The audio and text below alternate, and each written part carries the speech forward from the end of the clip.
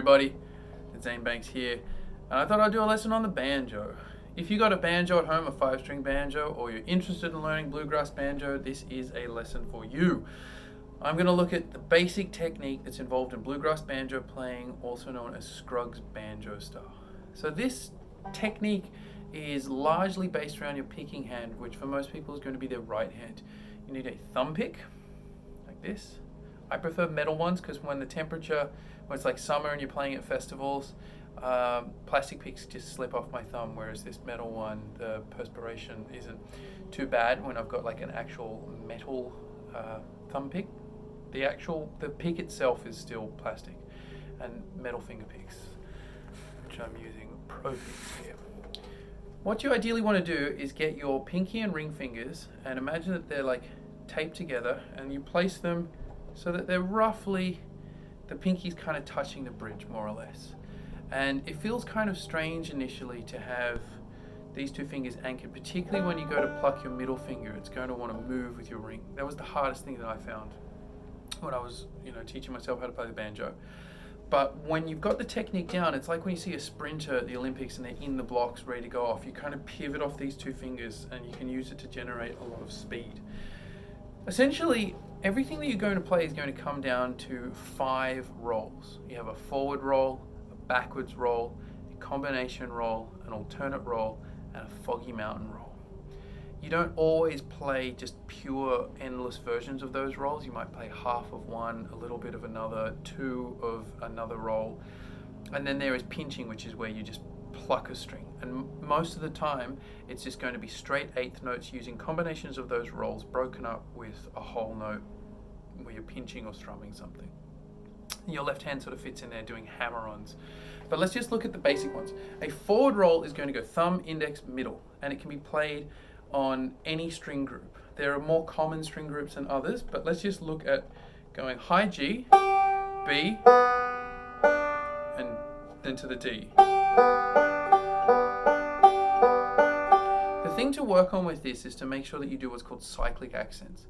Because you're playing with 3 fingers and you want to play in a group of 4/8 notes, it's very easy initially to go into just playing triplets, because the thumb is going to be so dominant. So what you want to try and do is break it up by accenting thumb, index, middle, thumb, index, middle, thumb, index, middle. So that means that each bar or each 4 beats is going to start with a different finger. So you get...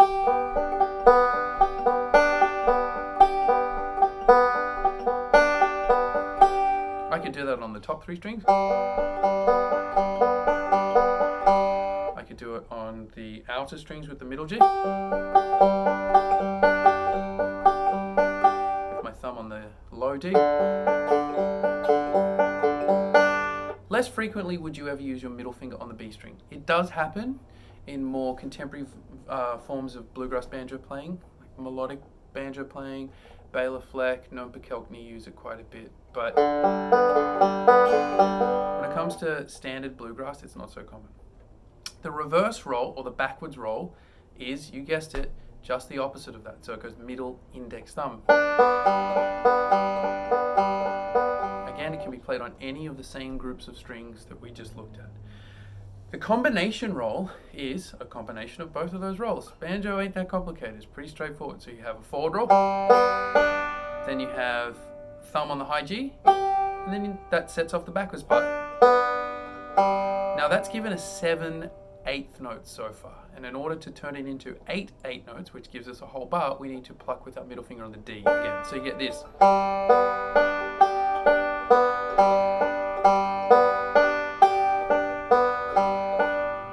Your thumb can also just pluck the high G the whole time.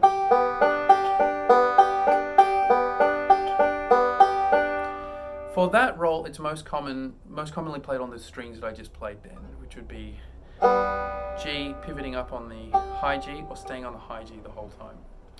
An alternate roll is the only roll that we're looking at so far that's not like a group of 3 notes. This is actually just 2 groups of 2. So it goes thumb, index, thumb, middle. And it's usually played G, B, high G, D, or just staying on those 2 notes.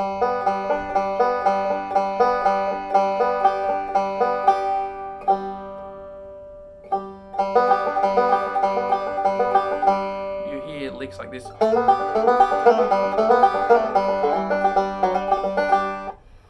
The last one is what's called a foggy mountain roll. And a foggy mountain roll is the one that's taken from the famed All Scruggs tune, Foggy Mountain Breakdown. It's essentially just a forward roll, one time through a forward roll.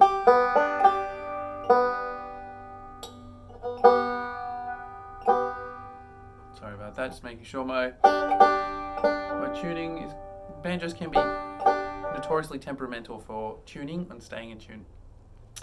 So it's going to be a forward roll, and before you do that forward roll, you're going to play the strings B, D, B, D. But the way you're going to play is you're going to go index, middle, thumb, middle, and then a forward roll.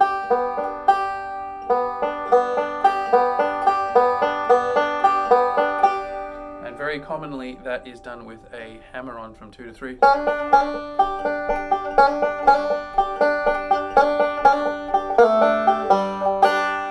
Now pinching, for example, would just be, say, the outer 2 strings, or all the strings. So you hear things like a...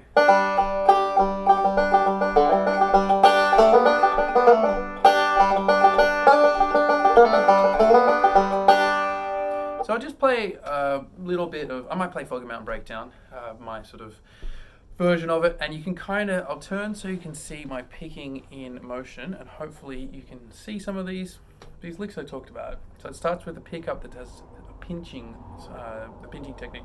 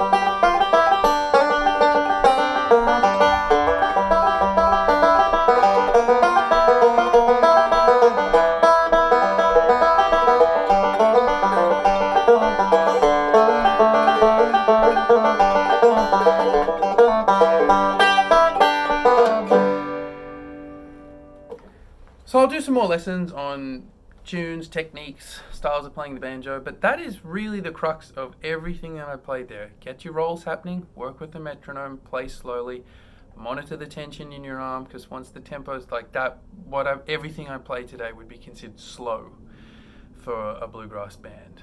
So it's going to get a lot faster than that. So you want to work on getting your technique stable, consistent, and with a minimal amount of tension. But thank you for tuning in. Please share this around. Find me on Instagram at the Rev Dr. Z. Please subscribe to this video for more guitar related content, banjo content, theory content. And please follow me on Facebook at my artist page, Zane Banks. Take care, and I'll see you next time.